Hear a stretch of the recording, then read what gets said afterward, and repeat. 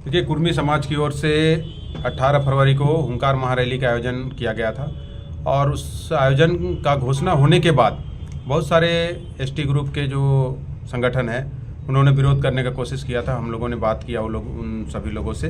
बात करने के बाद आपसी तालमेल बना, उन्होंने प्रोग्राम वापस लिया और कुर्मी हुंकार महारैली भव्य तरीके से करने का निर्णय लिया गया है। और 18 फरवरी का जो डेट था उसको चेंज करके 25 तारीख किया गया। मोराबादी मैदान नहीं मिल पा रहा था, उसके वजह से 25 तारीख किया गया है और तैयारी पुरजोर है। 25 तारीख को 5 लाख लगभग कुर्मी समाज के लोग मोराबादी मैदान में जुटेंगे और भारत सरकार से जो अपना जो डिमांड है हम लोगों का कि कुर्मी जनजाति को अनुसूचित जनजाति की सूची में सूचीबद्ध करने का, इस मांग को लेके हम लोग मोराबादी मैदान में ताकत दिखाएंगे और भारत सरकार से आग्रह करेंगे कि आप कुर्मी समाज को उसका संवैधानिक अधिकार दीजिए। और अगर ऐसा नहीं होता है तो आने वाला लोकसभा सीट जो चुनाव होगा उसमें कुर्मी समाज के लोग भारतीय जनता पार्टी की अगेंस्ट वोटिंग करेगा, उसके खिलाफ वोटिंग करेगा और भारतीय जनता पार्टी को यहाँ से 14 लोकसभा में जो उनका सपना है जीतने का, उसको हम लोग ख़त्म करने का प्रयास करेंगे।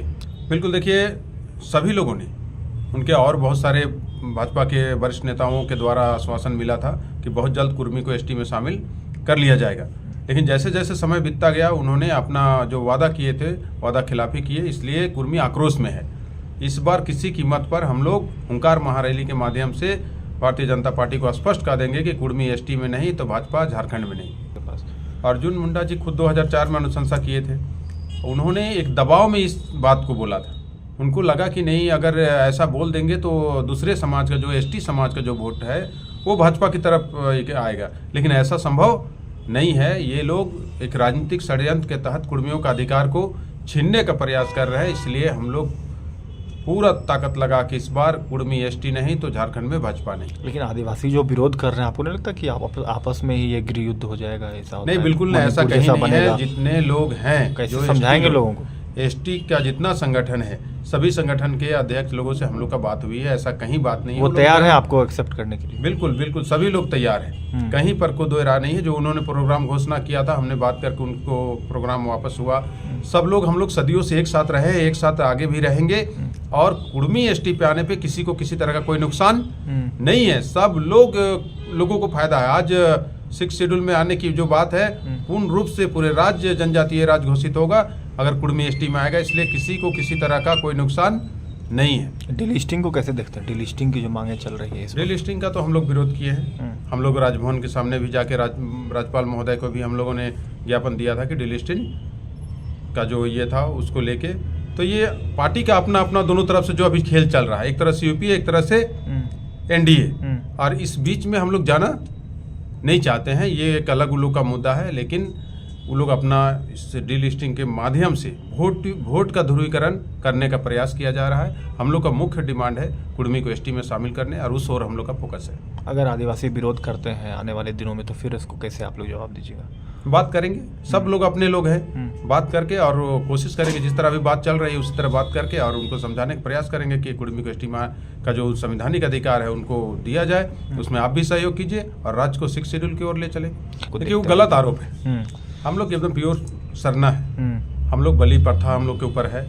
और अभी जो सरस्वती पूजा हुआ, उन्हीं से पूछा जाए किसने सरस्वती पूजा, किसने पूजा किया, किसने नहीं पूजा किया। तो ये सब खाली विरोध करने के एक आधार है उन लोग पास।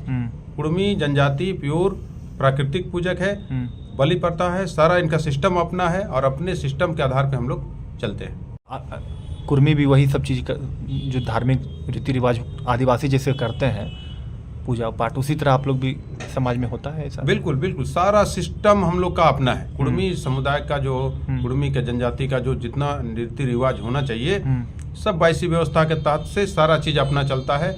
वो लोग भी अपने आधार पे करते हैं, जैसे मुंडा जो रीति रिवाज से करते हैं, उरांव अपने हिसाब से करते हैं, लोहरा अपने हिसाब से करते हैं, संथाल अपने हिसाब से करते हैं। जितने जनजाति हैं सभी में थोड़ा थोड़ा अपना अपना रीति रिवाज अलग अलग है। उस तरह कुर्मी जाति का भी एक प्राकृतिक पूजक होने के नाते वो अपने हिसाब से 22वीं व्यवस्था के तहत सारा कार्यक्रम करते हैं। लेकिन टीआरआई से तो ऐसी कुछ नहीं बातें सामने आई, उनको जो लिख दिया गया। टीआरआई एक साजिश था और टीआरआई जो लोग साजिश किए थे वो लोग सफल हुए। टीआरआई की रिपोर्ट की आवश्यकता कुर्मी जनजाति को एसटी में लाने के लिए टीआरआई रिपोर्ट की आवश्यकता नहीं है। स्पष्ट भारत सरकार जो अभी सुप्रीम कोर्ट का जो आदेश आया है उसमें स्पष्ट कहा गया है कि 6 सितंबर 1950 से पहले जो आदिम जनजाति में थे उनका आदिम जनजाति होने का पुख्ता सबूत है तो उन्हें कोई नया दस्तावेज देने की जरूरत नहीं है। उसी दस्तावेज के आधार पे उनको एसटी का सूची में भारत सरकार लाए।